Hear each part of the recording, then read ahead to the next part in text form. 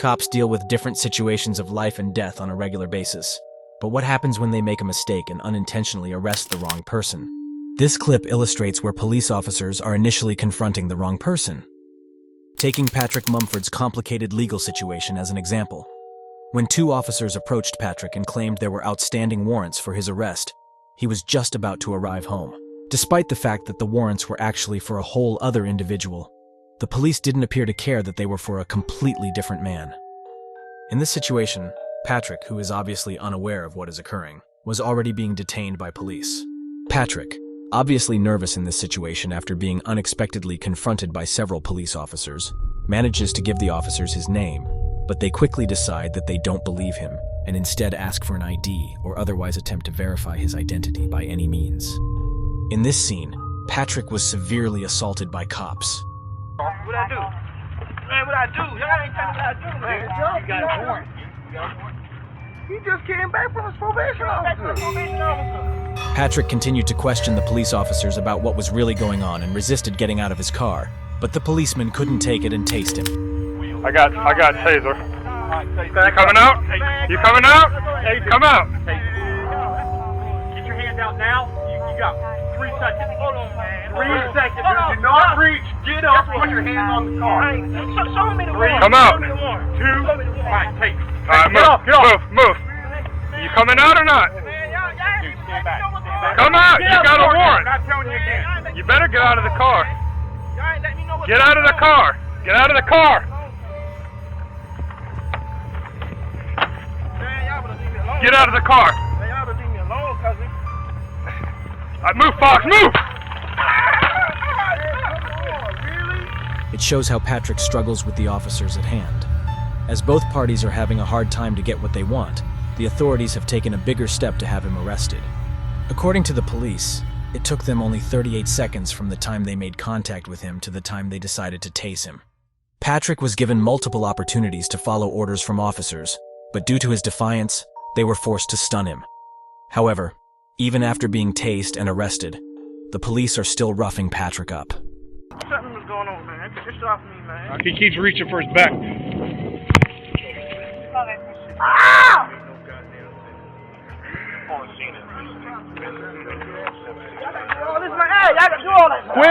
Quit resisting. I got him, guys. Just search whatever he's going for. The police examined Patrick in an effort to locate whatever he was grasping for. However, Patrick would ultimately receive a blessing because the police discovered his ID inside his wallet instead of the weapon they had assumed he was concealing. I just seen this fucking lady. Patrick Mumford. This lady not gonna tell me that I got a warrant. I just seen her. Here's the deal, dude. How long I had a warrant? I don't know if you got a warrant, because you're not who I'm looking for, but here's the deal. When we ask you for ID, because you look a lot like the person we're looking for, you give us ID. And when you start this whole fighting nonsense, dude, all you had to do is give me this. But the way you came up asked me out of nowhere. Keep in mind that during the initial exchange, the police never once requested Patrick's identification. In a subsequent report, the police claimed they were concerned about him grabbing for a weapon as he shuffled back into the car. Do you believe it would have been okay for him to reach into his back pocket for his wallet at that point? He was denied the opportunity to properly identify himself. However, the officer is now being patronizing to him and complaining that he caught a case that he didn't need to get. And moreover, he is still being abused and thrown against the hood of their patrol car. Who does he look a lot like? He knows who it is. Michael? He is not Michael. Okay, I know that now. To be clear, this is the man they're seeking for, even though there are few physical similarities. However, it appears that the police observed so many that they felt confident firing a weapon at Patrick. When Patrick was first accused of obstruction and breaking his probation, it was planned for him to lose both his job and his position at the college. Thankfully, though, an internal inquiry into the 4 cops present revealed that they hadn't adhered to protocol. All 4 of the officers involved were suspended, and Patrick received a settlement of $100,000 as a result. The following case, however, where a guy is wrongly accused of stealing a bank and shooting a man in the head, is going to change everything. In the early hours of April 23, 2022, Grand Junction police received a terrifying call. At this point, the caller claimed that they had heard gunshots outside on Horizon Drive within a minute ago, about 4 or 5 shots. 911, this is what's the address of your emergency? 704 Horizon Drive. I heard gunshots outside on Horizon Drive within a minute ago. How many did you hear? Probably 4 or 5. Later that morning, a nearby hospital called the police again to inform them of a patient who had entered on their own with a gunshot wound to the head. It was discovered that he was hurt on Horizon Drive, one of the streets where gunfire was reported around 3 in the morning. A few hours later, Aaron went to the gas station to get supplies for a marksmanship competition he was going to later that day. Unfortunately, the petrol station was too close to Horizon Drive for him to avoid it. Aaron had no idea that day that traffic would be the least of his concerns. He makes a pit stop at the gas station before returning to his hotel to recharge his phone. I went to a gas station this morning to grab some stuff, and they were saying there was a shooting at 3 o'clock in the morning. So they have traffic blocked going out on the 70. So we might want to look to see if that's going to impact our route. He misses an exit on the way there, so he makes a U-turn in front of the police barrier while using his blinker. He waits for his friend to arrive in his car, parks up for 5 minutes to charge his phone, and then drives to another gas station to wait for his other buddies to arrive. At this point, the police approached Aaron. Can I help you? Yeah. Would you mind rolling down your window real quick? No. What do you need? I need you to identify yourself. It is clearly evident how they have put too much pressure on him to reveal his identity by giving his ID. Aaron refuses to be cooperative and states that he has the right to not reveal his own identity to the policeman. No. What do you need? All right, well, I need to identify you. No, you do not. So I need you to identify yourself. No, that's not how it works. I have rights as an American citizen, right? While what Aaron is stating is entirely true, and he is absolutely within his rights to remain anonymous, that doesn't always mean it's the wisest course of action. Whatever the case, Aaron plainly wants to exercise this right in this instance, and the cop isn't happy about it. At this point, things start to get out of hand quickly. You do not have articulable suspicion that I've done anything. I actually do. What crime do you suspect me of committing? Possible attempted homicide. You suspect me, actual me, of committing possible attempted homicide. Well, your cooperative behavior right now does not help your cause. No, I've done absolutely nothing. I pulled into a gas station because my friends are here, because we're going to... Keep an eye, they're associated. Corporal Church then makes his way over to Aaron's buddies, where he learns that Aaron is, in fact, his name, and that the registration on the car matches. Officer Posadas is making an effort to clarify Aaron's status as a suspect in the meantime. Right, You're exactly. leaving the area of a crime Exactly. with a similar colored vehicle, similar in nature to the description. Of what description of that vehicle did you get? I got a dark and colored sedan. 2 people also stated that one of the suspects may be of African American descent. With this knowledge, you may understand why a police officer could suspect Aaron. He drives a comparable car and is a black man. But when you go deeper, things start to get much more odd. It was discovered there were actually 2 suspects, one black and one white, in the official report. Aaron's buddies are driving a car that is more similar to the one described in the vehicle's detailed report. Thus it appears that the police are targeting Aaron without cause. They let his pals go, but keep Aaron at the scene, which only makes it more clear. My buddies that just left, they were also in a dark sedan, but you aren't stopping them and questioning them. Okay, well, I'm sorry that Nope.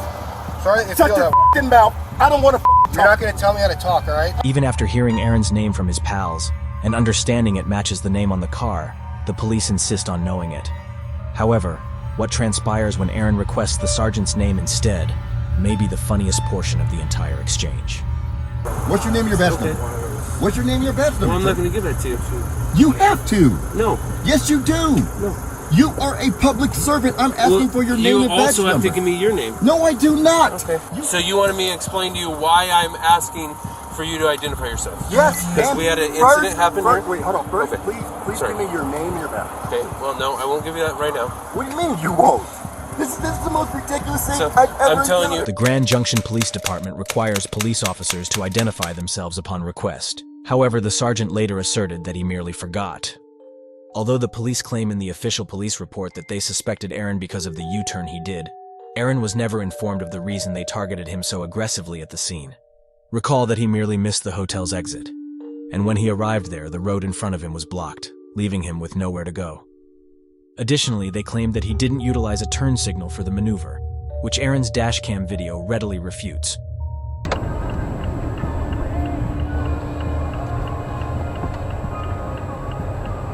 A footage of Aaron's dashboard that clearly serves as precise proof of what he really did changes the whole game for him and the cops. As might be expected, An internal affairs inquiry of the responding officers was started. It was determined that no misconduct had occurred, and the police had behaved impeccably. Although the investigation is still ongoing as of the posting of this video, Aaron has since filed his own complaint against the Grand Junction Police Department. The ending of David Wiggins' story is less than joyful. Without giving it a second thought, the cops pulled him up and made him get out of his car. But they didn't know that he was the wrong guy too. Hands out the window! Take your right hand up in the door. Get on the ground. On the ground. Did you just run from me? Still okay? Alright, put your hands behind your back. At gunpoint, David was handcuffed and left on the ground after police mistook him for a suspect. Police pulled David over after noticing that the person they were hunting for had apparently just escaped in a car with a similar license plate. Since you give me that tag. Contact to a 2016 Dodge Challenger, last name Green. It's not a hanger. It's clear. This ain't even him. Even if it was an acceptable error, the police really need to have checked the license plate again as soon as they lost sight of the vehicle. Instead, they made the decision to hold off on asking David if he was their man until he was pinned to the ground, restrained, and threatened with a gun. Well, can this situation get any worse? After being correctly identified as the wrong person, David received little in the way of compensation and was simply sent on his way. You're good. That's scary. You got almost the same tag, same car. He must have passed you going through. You good? Good. All right. You have a good one, okay? I'm sorry about that. However, in July 2023, he made the decision to sue the city of Marion, alleging gross negligence, civil assaults and battery, and false imprisonment in the complaint. As of the upload of this video, the matter is still pending. David claims that he was made to endure 3 minutes while shackled on the ground with a pistol to his head, without knowing if the next second would be his last. He also claims that the apology made by the cop was more of a mockery. With everything almost getting out of hand, this Florida police officer encountered the same circumstance just like all the other ones mentioned. However, he was able to demonstrate precisely how you ought to respond in these kinds of situations. I'm trying to get shot over this. Do you really think we want to be out here killing people? When searching for a burglar in Volusia County, a deputy came across Joseph Griffin. He claimed that the individual exactly fit the description. There's a burglary that happened. You kind of fit the description. Let me just make sure that you're not him, okay? All right. I'm a vet. I have my ID. Okay. Can I see your ID? Yeah. You literally, they said white tank top, black shorts, and they said that you had a beard. All right. So I'm not saying it's you, but it was a black male. Again, not saying it's you, buddy. This cop approaches him respectfully and attempts to handle the matter rather than escalating it, because he is obviously aware of how difficult this particular conversation can be, especially if it turns out that he is not who he is searching for. Bear with me, okay?